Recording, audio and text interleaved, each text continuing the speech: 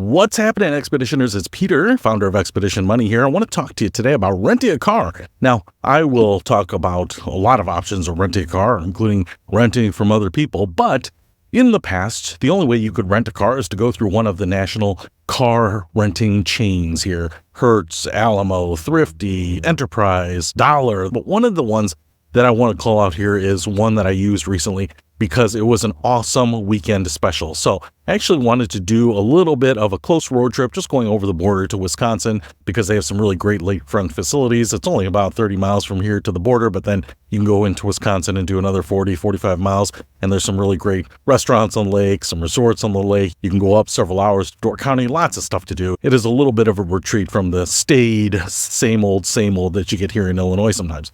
But I could have taken my car and put the wear and tear on it, but my car isn't that big. And what Enterprise had was an awesome weekend special, and it was $9.99 a day for the 3 days. You had to have it for the weekend. So it ended up coming out to $29.99 for the weekend plus tax. I also didn't have to really worry about any maintenance or mechanical issues. They're usually pretty new cars, and they usually take pretty good care of them. And then lastly, I didn't have to worry about the wear and tear being on my cars. But here's one of the things that you want to keep in mind. If you're going to use these cars, they usually do not have an unlimited mileage for that weekend. In some cases, they might say 300 miles for the weekend or 100 miles a day. So it can really depend on the deal itself. In my case, the maximum mileage was 300 miles for the 3 days. So it was 100 miles a day, which was no problem. I was under that. But if you are going to do a road trip, right, maybe 4 or 5 hours, that could easily be 300 or 400 miles that you're going to cover.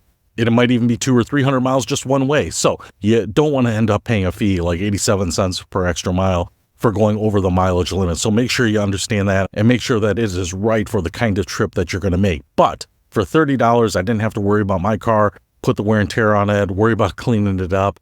It was actually a really good deal. And a lot of times, because they are renting these cars during the week to people who are using them for work or for business, those cars are just sitting on the lot on the weekends. So they don't want to necessarily have those assets and not generating revenues. So those cheap weekend rental prices really benefit us consumers for a quick, easy weekend getaway. So if you are looking for a way to get out of the city, see a little bit of the country, change up the sights a little bit without paying a lot of money for transportation, definitely check out the weekend rental specials from your local car rental agency. I hope that helps. I'll see you later.